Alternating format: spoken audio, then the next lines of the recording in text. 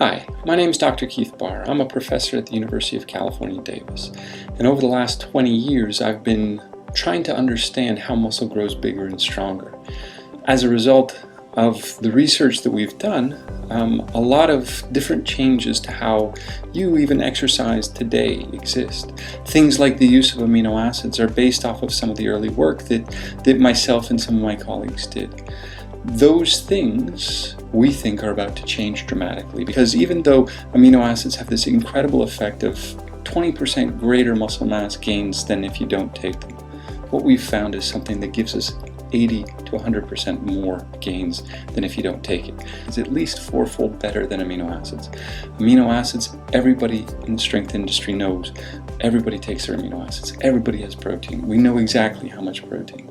My research has been studying how to grow muscles bigger and stronger and things that slow that process down. And one of the things that slows that process down is endurance exercise. We all know that if you do strength and endurance together, your strength doesn't increase as much as if you just did strength training alone.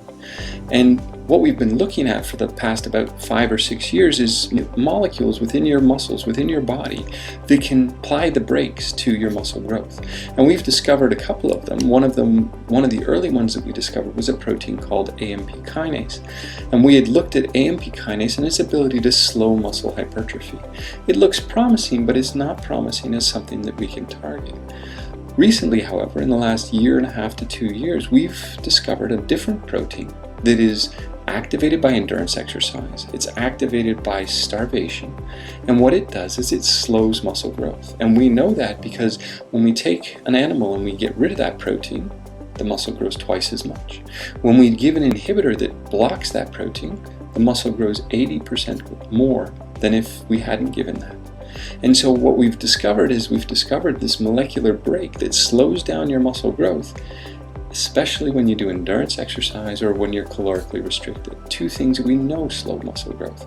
And so we're really excited about this as a potential moving forward, because what we're imagining is that we can come up with a natural product inhibitor, so something that uses food products, foods that are readily available, that can inhibit the protein that we're looking at. And we've got a very specific assay to determine how to do that. 20 years ago, I was a strength and conditioning coach with the University of Michigan football team. At the time, I weighed 175 pounds. I was going to the gym 6 days a week, lifting heavy weights. I just was reluctant to add fat mass. So at the time, I was about 4 to 6% body fat. Now, that would have been fine in most populations, but when you're working with big guys like Joey Kakuzo and Steve Everett, these big interior linemen who would go on to the NFL and go on to be Pro Bowlers, the coach said that that wasn't going to be good enough.